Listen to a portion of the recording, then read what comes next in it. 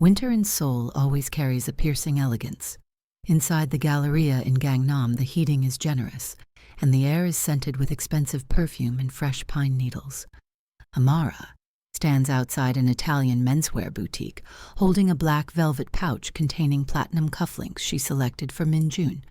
She wears a minimalist black cashmere coat, looking starkly different from the chaotic logos worn by the wealthy matrons around her, yet possessing a unique, quiet beauty, until that voice slices through the air like a rusted blade. Look who crawled out of the gutter. Amara's spine stiffens instantly. It is the voice from her nightmares. She turns slowly to face Marcus. He is heavier than 3 years ago, his suit straining slightly at the buttons. A young woman, Jessica, draped on his arm, dripping in designer labels. Marcus! Amara's voice trembles, not from the cold, but from a visceral, bone-deep PTSD response.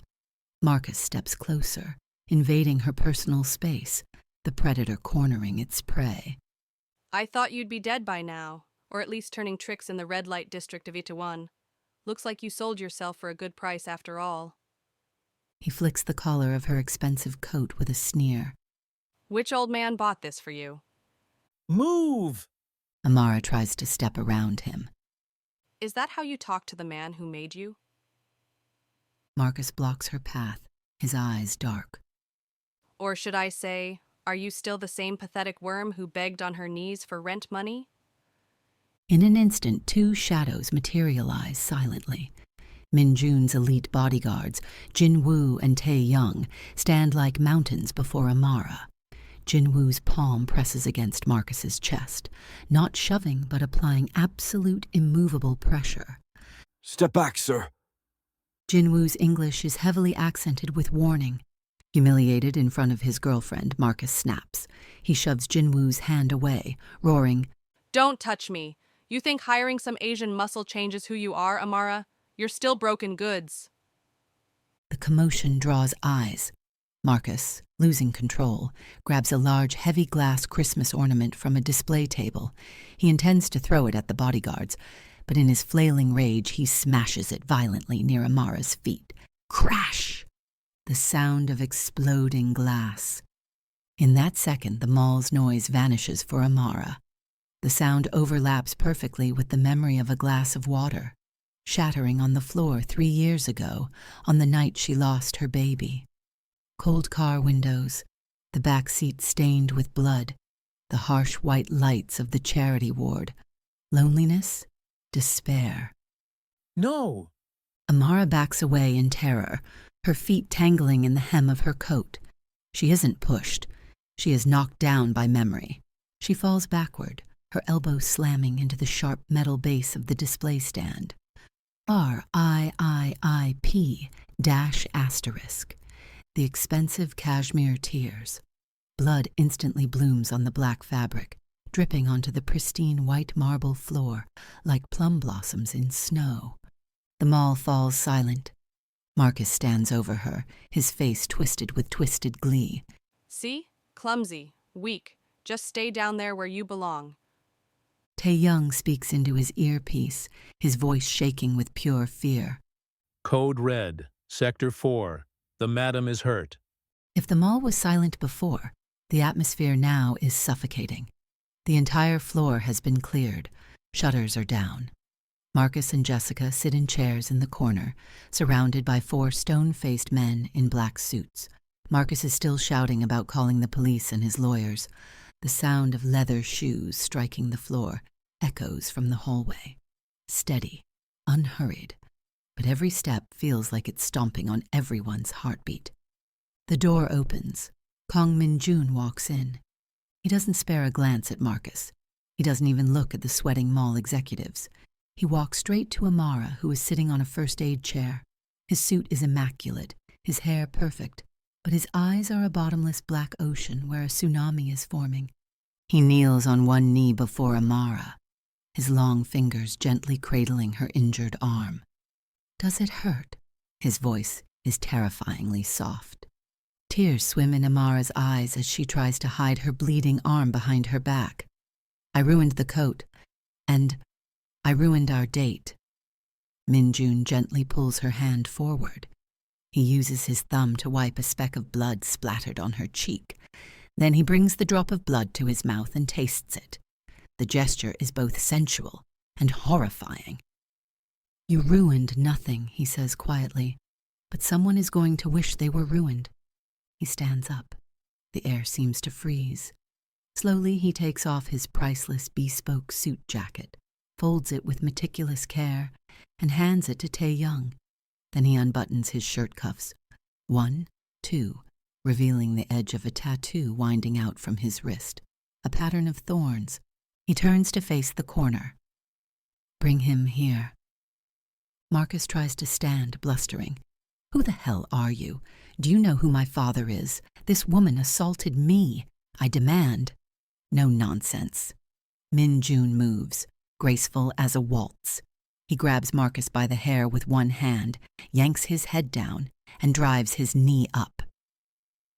Crack.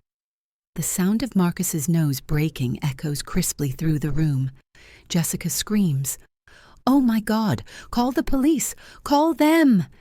Min-jun releases his grip, letting Marcus drop like trash to the floor. He takes a handkerchief from a subordinate, wiping the blood from his knuckles methodically, and speaks in perfect Oxford-accented English. The police work for the city, and the city works for the Wellington Group? No, the city works for me. He squats down, looking at Marcus, whose face is a mask of blood and terror. You made 3 mistakes, Marcus. 1, you touched my wife. 2, you made her bleed. 3, and most fatal, you made her remember the nightmares I spent 3 years helping her forget. Marcus scrabbles backward, his voice thick and slurred. I swear I didn't know she was married. Married? Min-jun lets out a cold laugh that has no warmth. You think I'm angry because of a piece of paper? No. I am angry because you destroyed the woman I love years before I found her, because you left her homeless, because you starved her, because you cost her a child she desperately wanted. Min-jun's voice drops to a devil's whisper. Now, I am going to take everything from you. Your job, your trust fund, your fiancé, your reputation. By tomorrow morning, you will not be able to take a single step in this world. He stands, issuing orders to his men. Young-yi, send everything we have on him. The fraud, the embezzlement, the testimonies from previous victims to the prosecutor's office and his father. Now. Marcus screams in despair. You can't do this. It's illegal. Min-jun turns, picks Amara up in his arms, and walks toward the door without looking back. Welcome to my world. Enjoy the rest of your life. The bathroom is filled with steam. Amara sits on the edge of a massive marble tub. Min-jun is holding a warm towel, cleaning her body with extreme care, avoiding the wound on her elbow. I'm sorry, Amara whispers.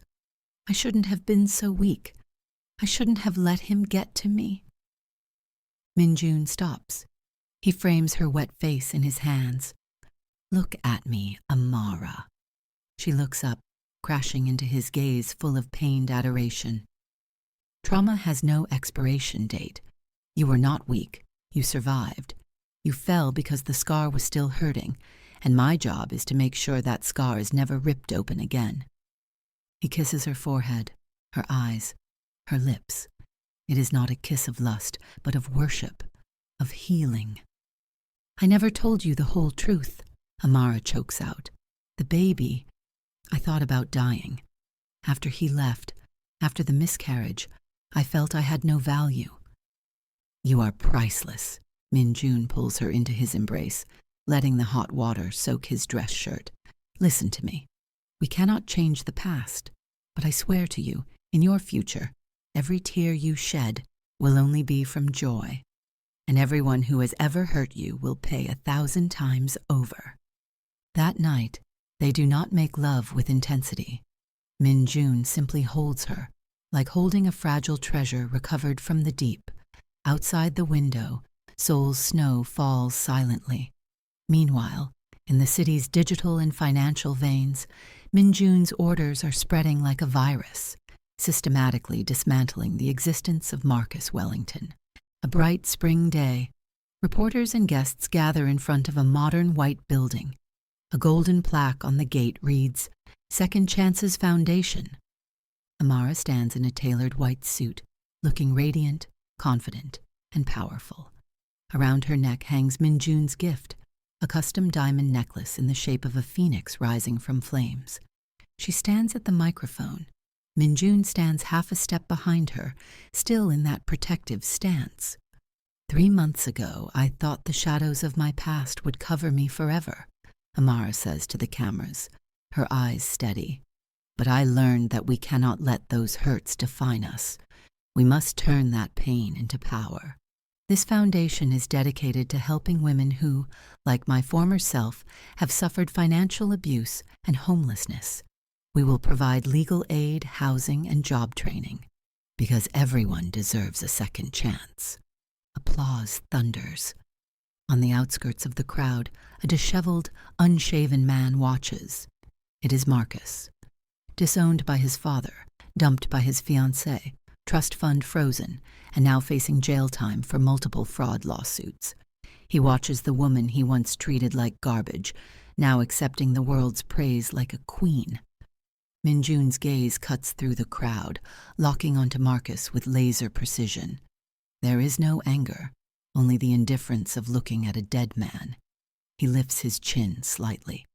Security guards immediately move toward Marcus's direction. Terrified, Marcus pulls his cap down and flees like a rat. After the ribbon cutting, Min-jun walks to Amara and hands her a glass of champagne. "Well done, Mrs. Kong." "Thank you, Mr. Kong." Amara smiles, tears glistening in her eyes. "Thank you for giving me the weapon to win this war myself. I only handed you the sword." Min-jun kisses the back of her hand. "You were the one who wielded it. You are my phoenix, risen from the ashes, breathtakingly beautiful." Cherry blossom petals fall on their shoulders in Seoul. Amara knows the winter of her past is finally, truly over.